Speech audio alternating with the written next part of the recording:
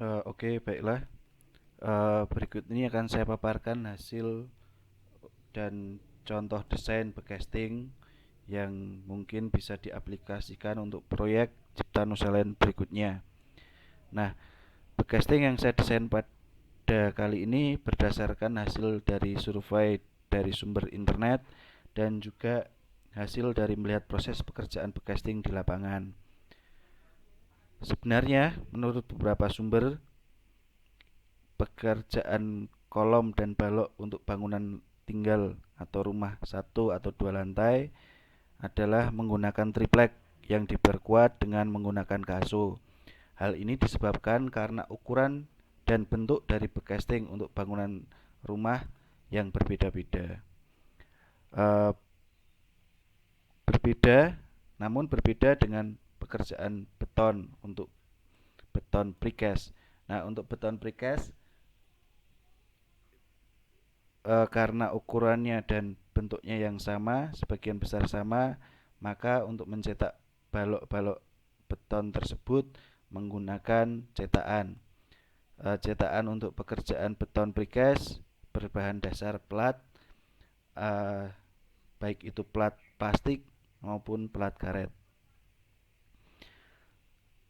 Nah, untuk itu apabila proyek Cipta Nusa Land berikutnya mau menggunakan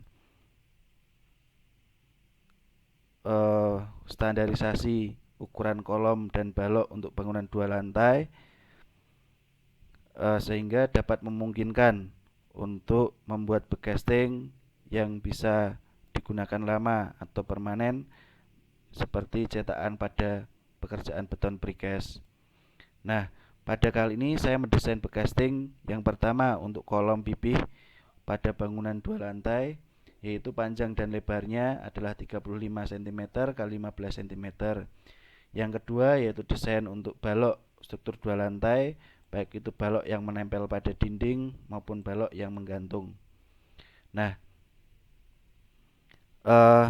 bahan yang digunakan atau bahan yang bisa digunakan untuk backcasting ini antara lain adalah satu plat. Plat ini bisa menggunakan plat dari baja atau menggunakan plat dari plastik maupun karet. Yang kedua adalah hulu. Hulu ini sebagai rangka penguat plat. Yang ketiga adalah skrup roving atau skrup baut roving. Skrup roving di sini yang digunakan adalah 7 cm karena itu menurut bacaan yang saya dan survei yang saya lakukan di pasar, yang paling panjang adalah 7 cm, yaitu untuk mengikatkan hulu ke dalam tembok. Yang keempat adalah klem besi. Klem besi ini untuk mengeklem besi-besi untuk memperkuat uh, backcasting tersebut. Baiklah, saya akan menjelaskan terlebih dahulu. Yang pertama adalah backcasting untuk kolom. Nah, backcasting untuk kolom di sini saya mendesain untuk kolom struktur bangunan dua lantai yang memungkinkan kedepannya untuk bisa distandarisasi untuk proyek Cipta Nusa Land. Nah, ukuran kolom untuk bangunan dua lantai di sini adalah 15 cm dikalikan 35 cm. Untuk backcasting yang saya desain eh, dengan panjang, ini panjang backcastingnya adalah 1 meter. Bisa juga sebenarnya 1,5 cm, 1,5 meter. Karena sebagian besar pekerjaan Cipta Nusa Land adalah bareng antara pekerjaan pasangan bata, setelah itu dicor, maka backcasting yang saya buat ini backcasting yang dapat menempel di dinding yang ada seperti pekerjaan backcasting konvensional. Namun perbedaannya adalah uh, ini menggunakan baut roving. Nah, baiklah, saya akan menjelaskan komponen-komponen apa saja yang terdapat pada backcasting untuk pekerjaan kolom ini. Yang pertama ada plat. Nah, plat ini dengan lebar adalah 40 cm. Ini bisa menggunakan plat baja maupun plat karet atau berbahan plastik. Yang kedua ada hulu. Hulu ini berfungsi untuk memperkuat plat. Yang ketiga ada baut roving. Nah, baut roving ini ukuran 7 cm, ini bisa menembus hulu yang dengan lebar 4 cm. Ini masuk ke dalam bata sehingga menempelkan casting ini ke dalam bata sehingga mencetak betonnya.